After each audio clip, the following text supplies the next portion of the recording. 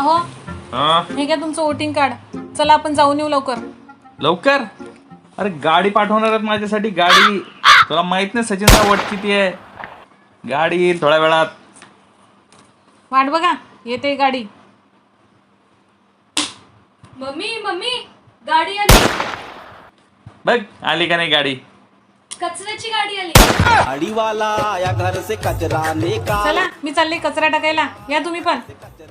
आता काय मलाही टाकते कचऱ्यात? तुम्हाला नाही, तुमचे विचार नाही टाकते कचऱ्यात. बरोबर आहे तुझं.